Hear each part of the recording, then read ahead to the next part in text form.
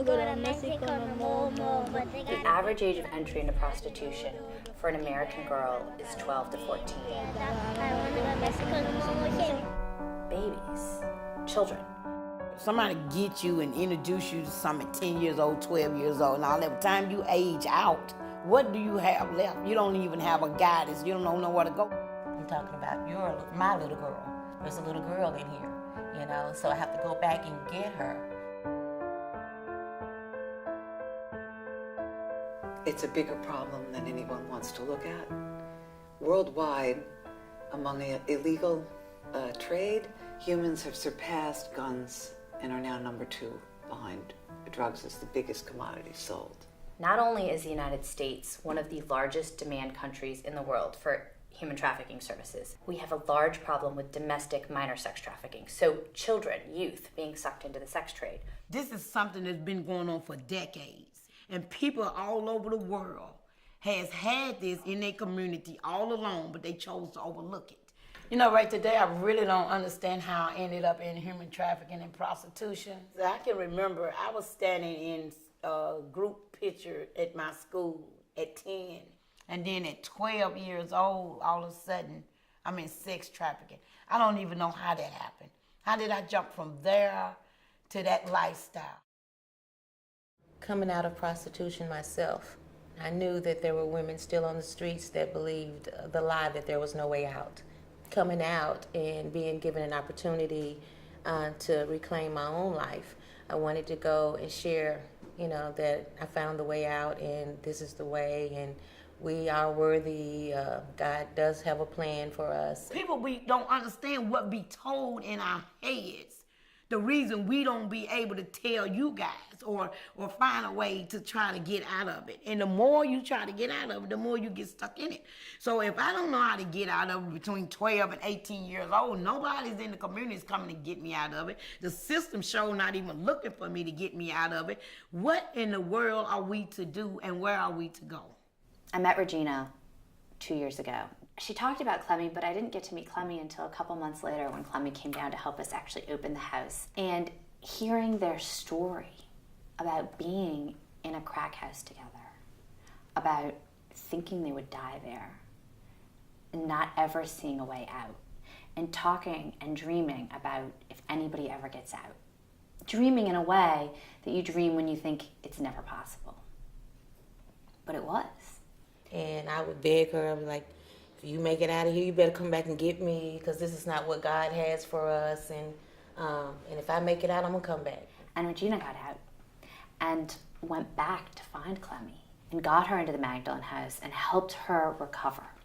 And so Regina, by keeping her promise to Clemmy, kept her promise to other women and girls because now Clemmy is helping so many others.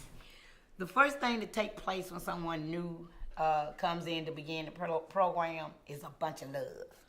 Bunch of love, bunch of hugs, bunch of understanding, bunch of patience. Before they get to the porch, they're handed a key and we have them open the front door to the house and walk in. We don't use our keys because we say this is your home and you have a key to your home. This is your new home. You are here and we will get you all of the resources that you need to have a foundation to stand up on, to empower them, to take their lives back. And it's an amazing and intense and joyful and exciting moment. Whatever point they entered the street, 10, 11, 12, that's where their lives are really taken from them, snatched away. So we say, when you were a little girl and dreaming, what were you dreaming of?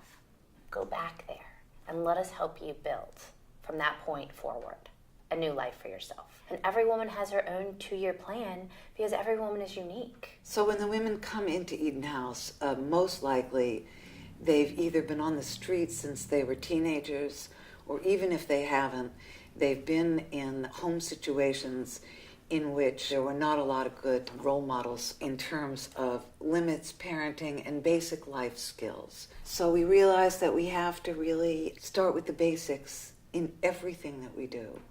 you know, when you get ready, when you decide, I don't want to turn one more trick, I don't want to take one more piece of dope, I'm done with this, there is something else on the other side. And the something else is you know, choosing you. So I just wanted to go back and let them know, hey, I found a way out and you can come out too. And that's what my job is, to go back and let them know that we don't have to believe the lie anymore. We don't have to die out here. It's really a community failure that we allow human beings to be sold on our streets. And then we must all come together as a community to be able to solve the problem together. Only thing I'm asking people to really know and understand about sex trafficking is that you need to get involved. I tell people all the time, the reason we just call the hood is because the neighbor has been taken out. So I can't say neighborhood no more because the neighborhood do not look out for each other like they used to. I'm about a purpose, I'm about a solution, and I'm asking you to understand that we, together, we can do something about it. That's what I want people to understand. If it seems like there's no way out, and it seems dark, and it seems like you may die in that lifestyle, that there is hope. It can be done. It's not easy, but there's hope, and there's love, and there's the support that you need out there to change your life and really turn it in a new direction.